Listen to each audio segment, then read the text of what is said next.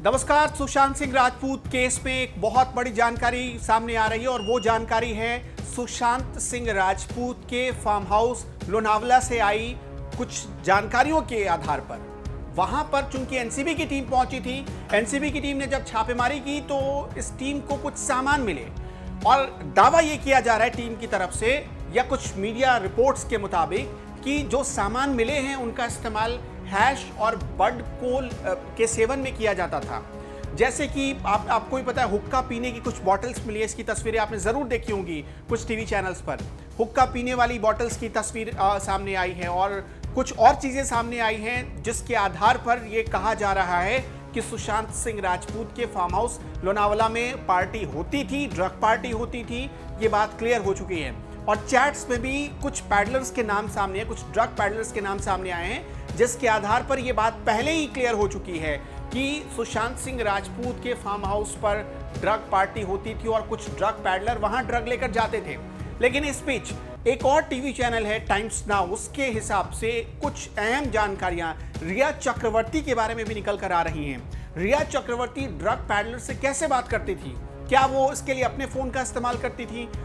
अगर अपने फोन का इस्तेमाल नहीं करती थी तो दूसरा क्या जरिया होता था? हम इससे जुड़ी आपको बड़ी बात बताने जा रहे हैं। नारकोटिक्स कंट्रोल ब्यूरो की कस्टडी में है रिया चक्रवर्ती और आपको ही पता है उनका भाई भी कस्टडी में है। और सूर्यदीप नाम का एक शख्स जो कि शौविक चक्रवर्ती का क्लासमेट रह चुका है, शौविक चक्रवर्ती से पूछताछ में उसका नाम सामने आया।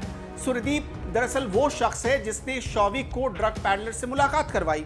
बड़ी बड़ी पार्टियों में शौविक को सूर्यदीप लेकर जाता था और सूर्यदीप ने ही बताया कि कैसे ड्रग डील होती है। ये पूरा अभी नया नेक्सस निकलकर सामने आया, कुछ नए नाम निकलकर सामने आ रहे हैं। इसके बाद इसके पहले आपने देखा करणजीत का नाम सामने आया था, वो भी पुलिस कस्टडी में है। अब तक 10 से ज्यादा गिरफ्तारियां हो चुकी हैं और हर शख्स कुछ ना कुछ इस मामले में नया खुलासा कर रहा है। अभी बड़ी मछली कौन है उसकी गिरफ्तारी होनी बाकी है। लेकिन हम रिया चक्रवर्ती के बारे में आपको बताते हैं कुछ अहम जानकारी जो टाइम्स नाउ ने साझा की है। रिया चक्रवर्ती कई ड्रग पैडलर से कांटेक्ट में थी। इसके पहले ऐसी बातें सामने आई थी कि सारा अली खान इंडिविजुअल तौर पर एक ड्रग पैडलर से कांटेक्ट में थी और सारा अली खान ने रिया चक्रवर्ती को उसका नंबर दिया। रिया चक्रवर्ती सबसे पहले उससे कांटेक्ट में आई, रिया चक्रवर्ती ने कुछ अपने ड्रग पैडलर से कांटेक्ट बनाए और इस तरह दोनों अभिनेत्रियां ड्रग डीलिंग में योगदान देती थीं।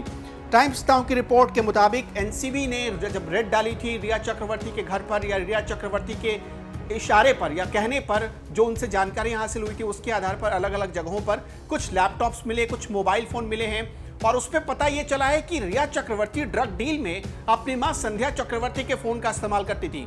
कोई मैसेज, कोई कॉल करने के लिए संध्या चक्रवर्ती के फोन का इस्तेमाल होता था। इस पूरे मामले में एक बात बहुत ध्यान से सुनिए, वो ये कि कभी भी संध्या चक्रवर्ती को ना तो मुंबई पुलिस ने बुलाया, ना ही एनसीबी की टीम ने बुलाया, ना ही ईडी ने बुलाया और ना ही कभी सीबीआई ने बुलाया है। तो इस पूरे मामले में संध्या चक्रवर्ती का क्या रोल है, अब ये भी बहुत सवालों के घेरे में खड़ा हो रहा है, क्योंकि संध्या चक्रवर्ती के फोन का इस्तेमाल करती थी रिया चक्रवर्ती और संध्या चक्रवर्ती को क्या इसकी खबर नहीं थी, ये भी पूछा जाएगा सवाल।